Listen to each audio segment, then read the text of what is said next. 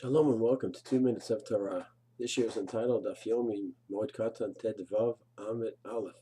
We'll discuss the halacha of an Avail learning Torah.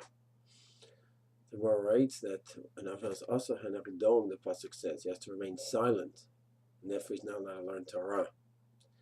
This is similar to Tisha B'av, where an Avail also is not allowed to learn Torah, but he's allowed to learn sad portions of Torah, like Yirmiyahu. The Gemara is in Gittin about the destruction of the Mikdash, Eov.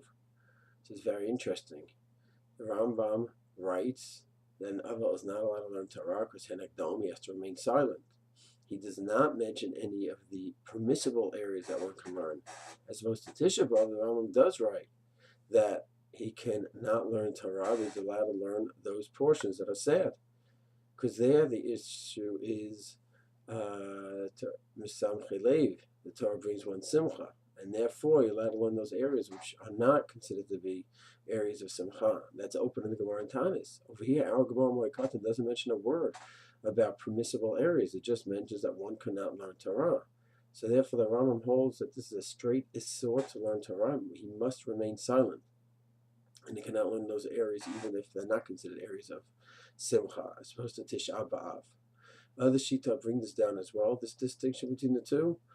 And the Torah mentions the two Shitot, while the Tosfot and others maintain that no. The Isser is Simcha, and therefore one can learn when he's in Avail, those areas that do not bring Simcha, just like Tisha B'av.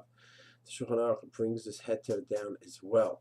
Rav Kapach says this is not an area that one should be machmir. A person is going to end up sitting during Sevara, and no one is around to talk to, and he won't learn Hilchot Availut. He'll just sit around and do nothing. He'll end up just being batala, and who knows what it could lead to, sichat chulin and stuff like that. Therefore, many are making to learn Hilchot Availut, not only as a necessity because he needs to know the specific halacha, but it relies on those shitot that a person can learn areas that are not considered to be areas of simcha, not like the Rambam.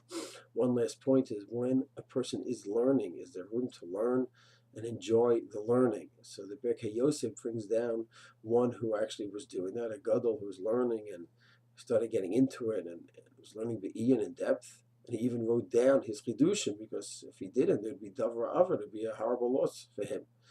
Birkei Yosef rejects this approach. The Aruch HaShulchan has the most beautiful discussion on the area. He says to learn for the sake of enjoying the learning, it's true. He should not do that. But let's see, he's at a level when he learns, he just loves learning. That's his life, that's his simcha, that's his happiness. So it would be like, let's say he's davening, an Avail who davens, and he loves the davening. He has a simcha, he's on such a level, he's not allowed to daven. He has a child, it's a simcha, it's just mamela. So if he's learning, he just loves the learning so much. So it's true he shouldn't learn to begin with for the sake of simcha when he's an Avail. But if it comes mamela, it just happens to come upon him, then what's he supposed to do? That's his love of Torah, that's his spiritual level. So Lamaisa, whether the person should learn Be'iyun or not, that's something discussed in the Poskim. But from Hashkafa's standpoint, the Aruch HaShulchan is the most beautiful, beautiful idea. How he elaborates in Yoredei Shin Pei Dalet on the beauty of Torah and the love that a person has for Torah. If it's Lamaisa, he tries to do Lachatchila, just becomes Memela. It's Kedai to see the Aruch HaShulchan inside. May Myers Hashem only have smachot, Myers Hashem have that level of simcha that the Aruch HaShulchan describes when we learn Torah. Shalom.